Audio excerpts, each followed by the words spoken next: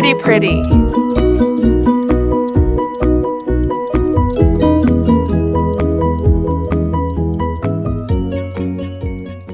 Hey garden gals and guys, it's Steph with Tiny's Garden, and I am coming to you at the end of July. I honestly have no idea what the date is.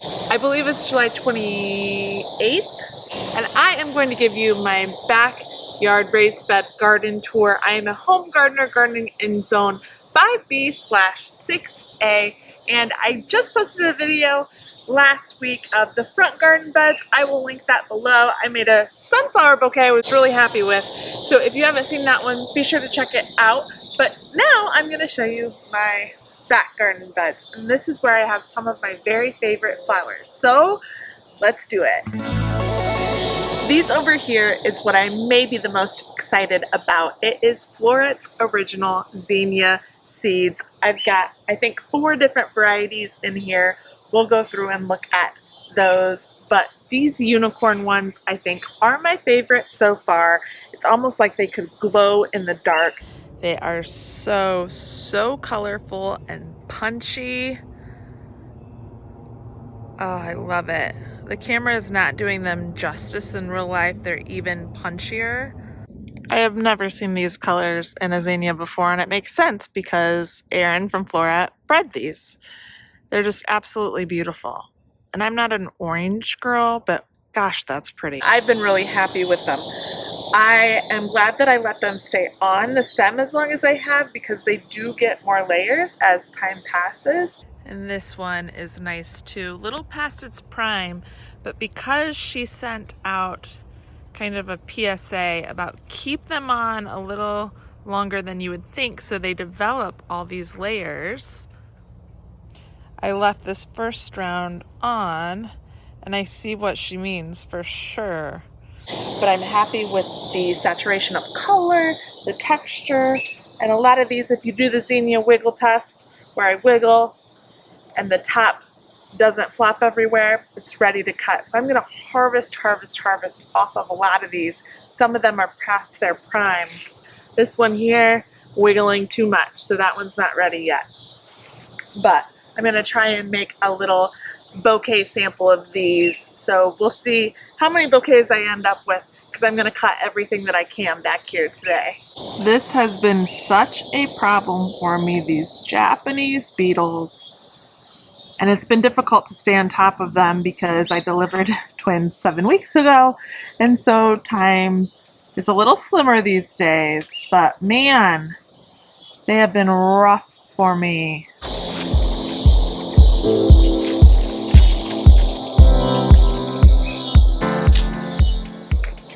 Now I am cutting way down into the plant, at least an elbow's length on the stem, so that I can have new long stems come back up. And then of course I can use this in a variety of vases because it's so long. So cut deep into your plant, remember that, especially things like zinnias that will send back way more flowers and more branching. I think this color of the unicorn is my favorite. It is so punchy with a lavender center.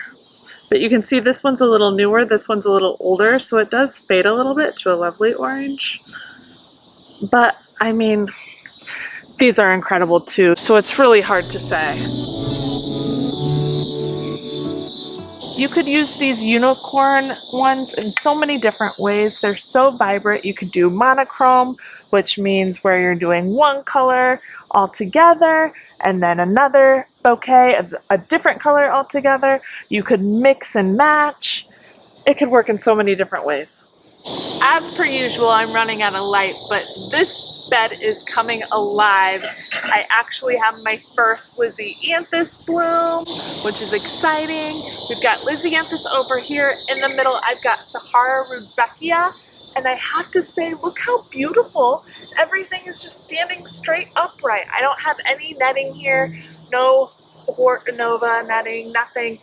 They've just managed to stand up really well on their own, so that's fabulous. And then I have Lisianthus down here again as well. So these Sahara Rudbeckia are opening up beautifully. They are ready for bouquets. So this is such an exciting time. Now my tomato bed, my son and I grew from seed and we're really proud of it. And then I didn't stake them. So they're not exactly pretty, but we are getting production and I'm gonna show you because this is real life. Dun da da, the tomato bed with grass that needs to be weed whacked around it. But I digress. We do have some nice production. Sunrise bumblebee is in there, but kind of funny. Two reseeded themselves in my ranunculus and anemone beds. This was ranunculus and anemones in the spring. And in the corner of this bed, I've got a bunch of cosmos that I direct seeded a few weeks ago, and also some sunflowers that I really should thin, but I probably am not going to, that I direct seeded a few weeks ago so I can get some more production out of this bed. I also have a butternut squash plant over here that's growing pretty well. I've got something going on with it because look at those leaves. Sorry, mosquito. But these are the cutest little things. I've not grown butternut squash before this. We bought, I mean, look at that little butternut squash nugget. Let me show you the surprise in the greenhouse in the midst of this chaos. Sometimes in the midst of chaos, beautiful things can grow. Look at this volunteer hollyhock in my greenhouse. Oh, love it so much. This has not seen any care, obviously, at all since my ranunculus and anemones were in here way early in the spring, but somehow this gem grew. Incredible. I don't even have these on my property. Now you might notice this big empty space, and I had a big mass casualty a couple weeks ago. I'll show you. Disaster has just struck. This beautiful, tall, the best growing dahlia I've had, terracotta, just snapped off. Yeah, all the way down at the base. It was leaning and crowding on this one over here, so I put it back in front of its stake, but it wasn't attached yet, and it broke off all the way down there. So actually stake your dahlias and tie them up. Don't just put the stake in, because this could happen. Look how many buds were on here too. It was just getting ready to bloom. Man. So I've definitely got to come in here and actually tie all of these up to their post. I did post them this year when I planted them, but they have yet to be tied. But she's coming back. That growth is dahlia growth. So in case you're wondering, if your branch snaps off, your big stem on your dahlia, it'll come back. Not sure we'll have a bloom this year, but good to know she's a comeback kid. Dahlias, dahlias, dahlias. We've got buds everywhere. I got a shot of this last night in the light. Dahlias are here. They have arrived to the party, everyone. The queens, the dahlias are here. And this is Peaches and Cream, one of my faves. Okay, Spartacus. I have been trying to grow this for a couple years, and this is the best one I've ever gotten. So beautiful. We've got a tartan in here. I need to cut deep into that plant because there's next to no stem so that it sends up much bigger stems and more blooms. Here you can see my Japanese beetle problem again. Not ideal. All that damage. This is called American Beauty.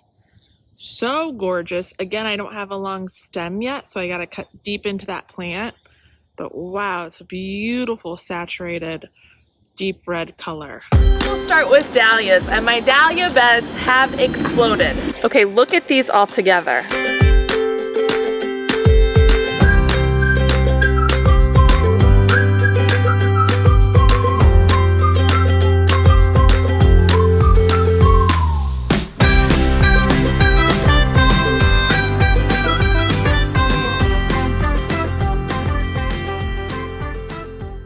So the queens are about to explode.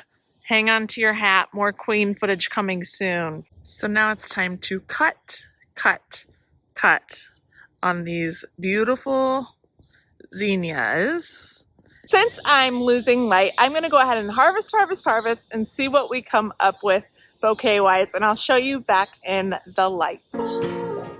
Coming in from harvesting, and this is what I look like. I think I have a ton of new skeeter bites, but I'm ready to show you what I've got. The good news is that I do have 4 types of bouquets. I mean, some are very quickly thrown together, but 4 sets of different flowers that I want to show you, starting with my favorite, which are some of Floret's originals. So let's take a look.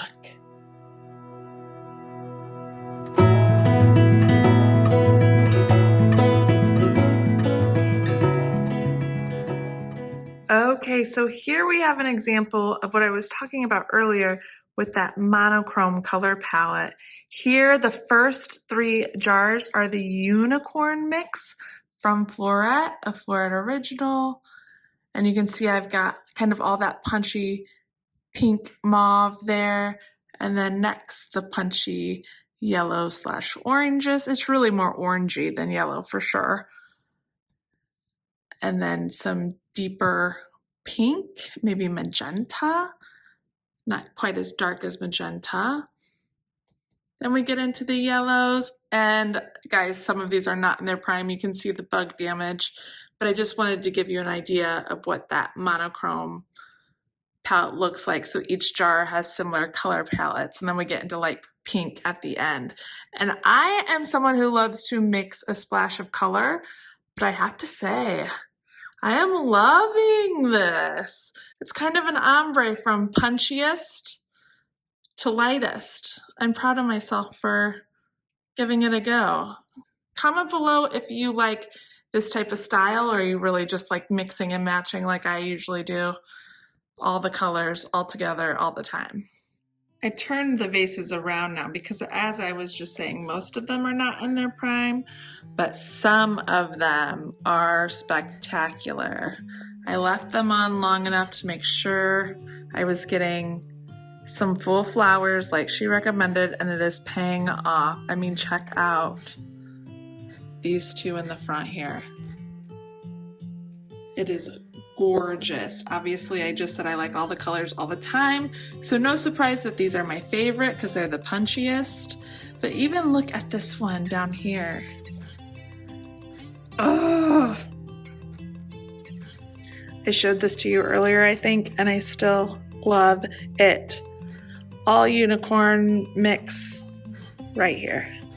Now on the end here, these 2, we're getting into precious metals. I'm pretty sure this second to last one here with the shades of yellow is precious metals, especially this one underneath. You see how it has the lavender center?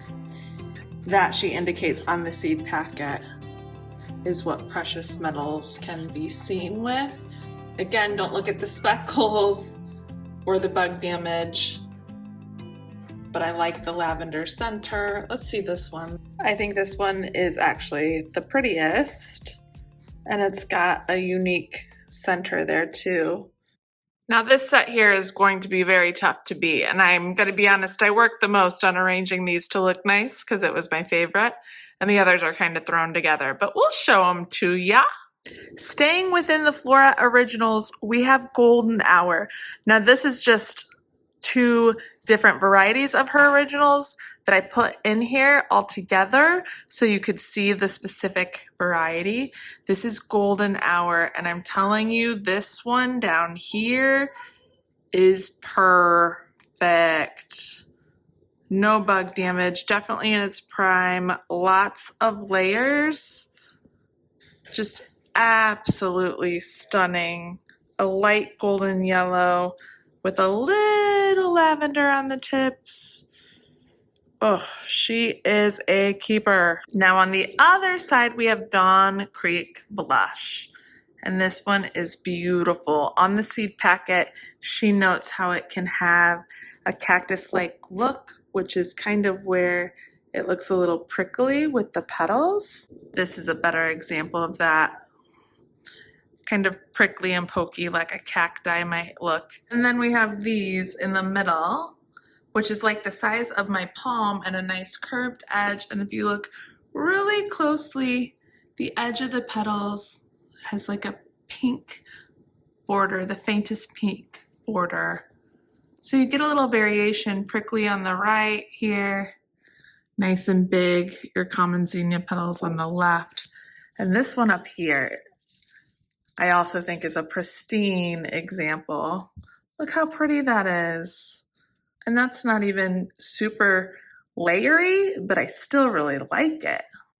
And back to this one, you get more layers. And like I said, size of my palm. And when you put them all together really closely, they look gorgeous. Pretty much opposite parts of the color wheel, so they go together really strikingly. Beautiful. As I like to say, pretty, pretty. I think this is going into the Twinnies room. You know I had to show you some of the dahlias that are ready, and honestly, I think my favorite is the Colorette dahlia right here. I'm gonna take her out so you can really see, but she is a deep, almost black, maroon velvety outer petal with the collarette inside that's white and almost brush strokes of the color that's just a little lighter than the outer petal. And it's so beautiful and delicate. I just love it. I used it in a bouquet that I showed you in my first July garden tour as well. And she's just striking and beautiful. Really like her, night butterfly. Then we have one I've been trying to get to grow for a couple years, and I don't think I've had a bloom until now, which is exciting. Spartacus. And it's huge. This is a dinner plate dahlia, at least the size of my hand, if not bigger. A stunning, deep, almost velvet looking red color. Really beautiful. And then tartan. This is one I grew a couple years ago. It was pretty then, it's pretty now. Sometimes people don't like the mixed colored ones, but this has always been really beautiful to me. And it's like a purplishy, magenta-y outside with tips of white. Always a nice big size, fun, in your face, tartan. I'll be honest, I don't remember what the variety of this is, but if I figure it out, I'll put it on the screen. Definitely a putchy yellow. Almost reminds me of Kelvin Floodlight, maybe? But I don't think I ordered that. So we'll see. And here we have a ball dahlia that has that typical ball dahlia texture. And I also don't remember the one of this one. It's definitely smaller, but it was ready.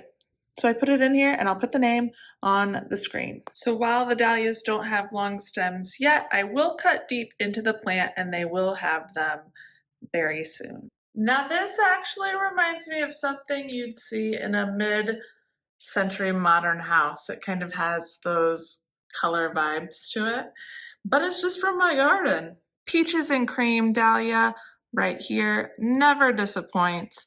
Absolutely stunning every season. Oh, if you're not growing a peaches and cream dahlia, get your hands on one. Strikingly beautiful. Here is also where you can see a variety of what the Sahara Rudbeckia looks like in a bouquet. We've got different colors, yellow, deep burgundy down here, and then this one is even a little different yet. So you get all of those different colors within the same variety of plant with Sahara Rudbeckia. Pretty cool. Of course, I had to get some of the Floret Originals in there.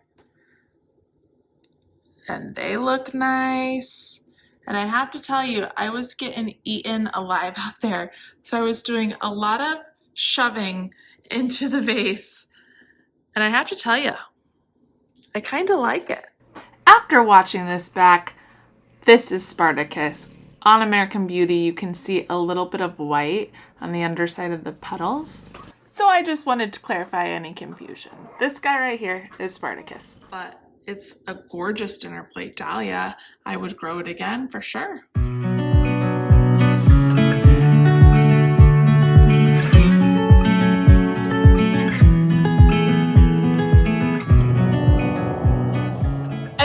it, everybody. Thank you for coming along. I hope you enjoyed the July garden tours. Again, I'll link part 1 down and you've seen part 2.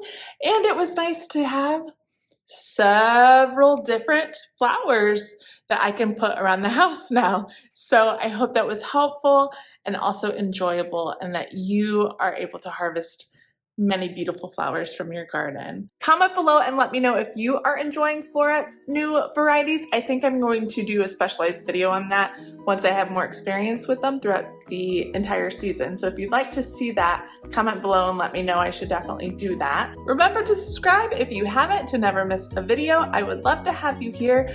Also, if you enjoyed this, please like this video. It really helps my channel. I appreciate all of your support. And also let me know what you're harvesting. Are your dahlias on yet? Give me all the info, what's going on in your garden. Comment below. I love it when you share. We learn from one another. We'll see you in the next one. Happy planting, everybody. Bye. I can grow my own flowers.